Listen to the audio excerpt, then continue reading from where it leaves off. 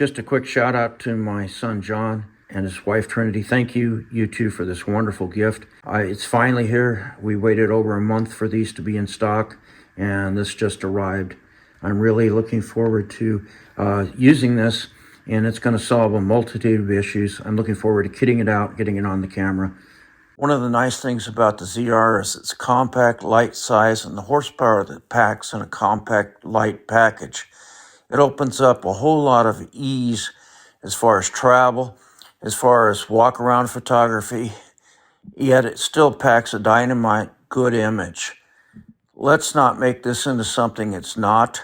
The ZR, it's fantastic. Let's just keep it the way it is as much as possible with just a few accessory mounting points.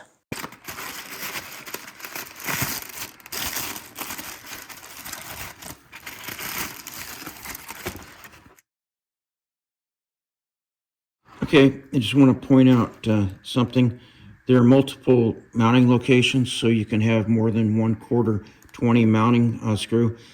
The SmallRig comes with a magnetic wrench that will fit most of the attach points on here, giving us a lot of flexibility. One of the things that people rave about is this silicone grip here. The ZR doesn't have the greatest grip. I'm fine because I got micro-sized hands, but this is supposed to be very comfortable. We'll see. It's pretty padded, pretty plush. Looking forward to using the cold shoes on here, particularly this one.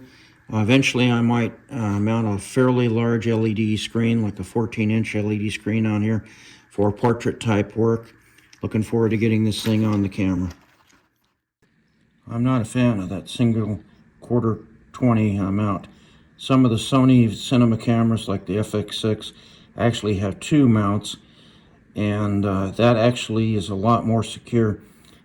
Eventually this can strip out with a lot of use. I just don't like doing that. A cage allows me to avoid this problem altogether. These are the accessories that came with my SmallRig kit. I'm really looking forward to this. I have used other SmallRig cages, particularly with the smaller screens, to be able to have options for external monitors and the such. Now, this has many, many mounting options. The big thing is improved ergonomics. I personally like the grip of the Nikon ZR, but not everybody does. So I'm looking forward to the 3-point locking system.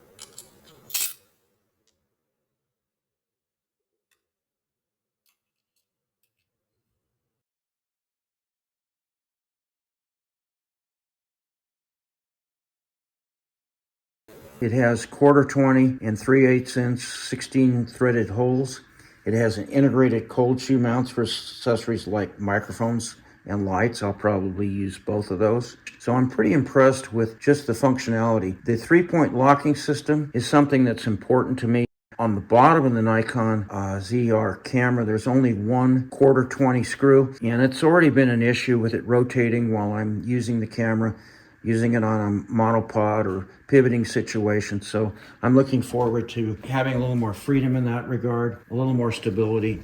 I really don't want to risk my camera coming detached from the tripod. One of the problems with the Nikon ZR is just the single 1/4 20 mount on the bottom of the camera. Using this cage allows me to have 3 mounting points, which prevents twisting and wobbling. I've already had it where my Acro Swiss plates start to come loose, and I don't want to sit down and have to crank and crank and crank to make the 1/4 20 screw overly tight. So this solves that issue. It's an anti-twist design. It has side locating holes to prevent the camera from shifting during movement. Another thing about a cage is the cage provides protection on the corners of the camera, and if the screen is being used stowed on the back of the camera, it also gives you the ability to protect the screen a little bit. This also has a functionality over here for the screen to flip out. It's very well designed. The handle that I have, I'm looking forward to using.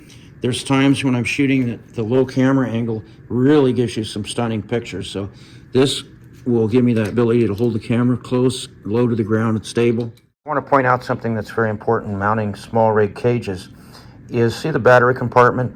Make sure that everything's lined up all the way around. That's a good way to gauge if the cage is on straight. Also, on the camera itself, make sure that it's sitting flush in the bottom of the cage like this. And so this is very important, because if you don't, when you go to mount this 1/4-20 here, you may not get it in straight. You don't want to risk stripping that 1/4-20. But anyway, I usually mount the camera in the cage, lining up the battery compartment, and then what I do is I go ahead and make sure it's flush like that on the bottom, and then I tighten down the 1/4-20, and then I come in and do the side locks that are located right here. Well, I know my videos can be kind of clinical and full of detail. That's what you get when you're dealing with a meticulous retired airline captain. I thought I'd have some fun. I decided that I would try AI and see if I could do some traditional illustration type techniques using AI. The results are humorous. These are my outtakes. Hope you enjoy them. I had a lot of fun. Say exploded view and you give it detailed illustration instructions. Well, it's an exploded view, all right. And then when you try to describe the fact that the SmallRig handle can break, it does its own interpretation of what that looks like. By the way, a lot of people have gone to the Niwa handle. They prefer it, and it seems to be a little sturdier. But enjoy these outtakes. I have to have a little levity before we get back into the seriousness of the video. Yeah, I know, seriousness of the video. One of the things that was unusual is if I wanted it to do a fly around on the camera and I gave it a starting image and a backside image, no matter what I did, it grew a viewfinder. Seems like it just thinks any digital camera ought to have a viewfinder. The most hilarious is when the backside of the camera grew a Canon lens out of the back of it. Where it came up with that, I'll never know, but I still think it's kind of funny. Enjoy.